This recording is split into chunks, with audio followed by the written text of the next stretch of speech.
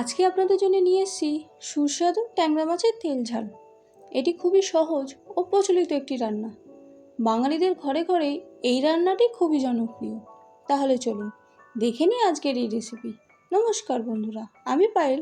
আপনারা দেখছেন পায়েলের পাকশালা ইউটিউব চ্যানেল। এখানে 600 গ্রামের মতন ট্যাংরা মাছ নিয়েছি। এগুলোকে আগে থেকে আমি ভালো মতন ধুয়ে কেটে নিয়েছি। এবার এর ওপর থেকে ছড়িয়ে দিচ্ছি 1 চামচের মতন নুন আর 1 চামচ হলুদ গুঁড়ো আর 2 চামচের মতন কাঁচা সর্ষের তেল। এবার এটাকে হাতের সাহায্যে বেশ ভালো মতন আমরা মাখিয়ে নেব।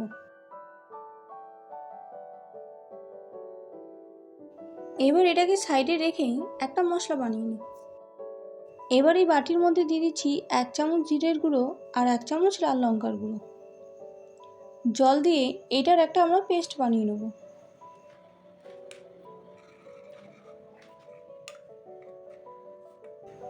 দিয়ে দিচ্ছি আর একটু জল।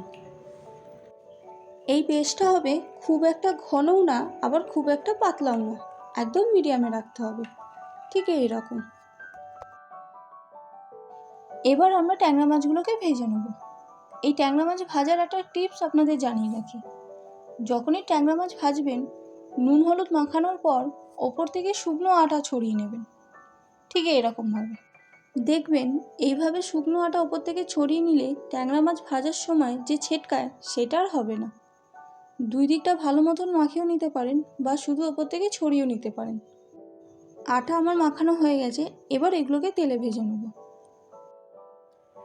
এবার কড়াইতে দিয়ে দিচ্ছি বেশ কিছুটা সর্ষের তেল। প্রথমে এই তেলটাকে আমরা ভালো মতন গরম করে নেব। তারপর গ্যাসের ফ্লেম লোতে রেখে মাছগুলো আমরা ভাজবো। এবার মাছগুলোকে আমি ভেজে নিচ্ছি। মাছের একদিক আমার ভাজা হয়ে গেছে। এবার এটাকে আমি উল্টে নিচ্ছি। দেখতেই পাচ্ছেন শুকনো আটা মেশানোর ফলে মাছ আমার ছিটকায়ও নি এবং ফাটিয়েও নি। মাছের দুই দিকেই আমার ভাজা হয়ে গেল। এবার এটাকে আমি তুলে নিচ্ছি। আবার ওপর থেকে শুকনো আটা ছড়িয়ে নিয়ে বাকি মাছগুলোকে ঠিক একইভাবে ভেজে নেব। দ্বিতীয় ধাপের মাছগুলোও আমার ভাজা হয়ে গেছে। এগুলোকেও আমি তুলে নিচ্ছি। কড়া করে মাছগুলোকে ভাজার জন্য তেল আমাদের কালো হয়ে গেছে, কোনো ব্যাপার না। এই ভাজা তেলেই ফোড়নের জন্য দিয়ে দেবো 1/2 চামচ কালো জিরে ও 2টো শুকনো লঙ্কা। এবার এই ফোড়নের মধ্যে দিয়ে দেবো পেঁয়াজ বাটা। এখানে 2টো বড় সাইজের পেঁয়াজকে আমি পেস্ট করে নিয়েছি। এই পেঁয়াজটাকেও ভালো মতো নাড়াচাড়া করে হালকা গোল্ডেন ব্রাউন করে ভেজে নেব। পেঁয়াজ আমাদের ভাজা হয়ে গেছে। এবার দিয়ে দিচ্ছি 1.5 চামচের মতন হলুদ গুঁড়ো। এই হলুদটাকেও ভালো মতন মিশিয়ে নিয়ে কষিয়ে নেব। এবার দিয়ে দেবো আদা রসুন ও কাঁচা লঙ্কা বাটা। এখানে 4 চামচের মতন আদা রসুন ও কাঁচা লঙ্কা বাটা আছে। এই আদা রসুনটাকে ভালো মতন মিশিয়ে নিয়ে এর কাঁচা গন্ধ আমরা কাটিয়ে নেব।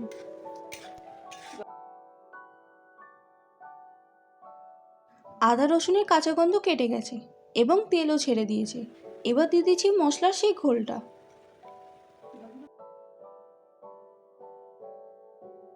এবার এই মশলাটাকে খুব ভালো মতন মিশিয়ে নিয়ে কষিয়ে নেব মিডিয়াম টু লো ফ্লেমে। এবার দিয়ে দিচ্ছি মশলার বাটি ধোয়া জলটা। এই জলটাকেও মিশিয়ে নিয়ে আবারও এটাকে আমরা কষিয়ে নেব মিনিট 2-1 মতো। এই দেখুন মশলা থেকে তেল ছেড়ে দিয়েছে। এবার দিয়ে দিচ্ছি টমেটো কুচি। এখানে 2টো বড় সাইজের টমেটোকে আমি কষিয়ে নিয়েছি। এই টমেটোটাকেও মিশিয়ে নিয়ে বেশ ভালো মতন কষিয়ে নেব। সম্পূর্ণ মশলা খুব ভালো মতন কষে গেছে। এবার দিয়ে দিচ্ছি ধনেপাতা ডাঁটা, যেটা আগেই কেটে রেখেছিলাম। এটা দেওয়ার ফলে খুব সুন্দর একটা গন্ধ আসে। এবার দিয়ে দিচ্ছি পরিমাণ মতো নুন। এই নুনটাকেও আমরা বেশ ভালো মতন মিশিয়ে নেব। মিশিয়ে নিয়ে 2-3 মিনিটের মতন এই মশলাটাকে আমরা ফুটিয়ে নেব। ঠিক 2 মিনিটের মতন মশলাটাকে আমি ফুটিয়ে নিয়েছি। এবার দিয়ে দিয়েছি ভেজে রাখা সেই ট্যাংরা মাছগুলো। একে একে সব মাছগুলোকে এই মশলার মধ্যে দিয়ে দিচ্ছি।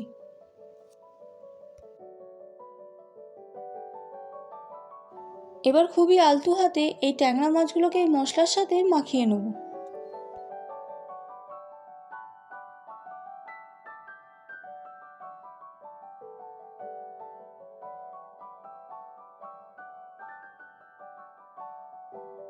এবার দিয়ে দিচ্ছি 1 কাপের মতন গরম জল।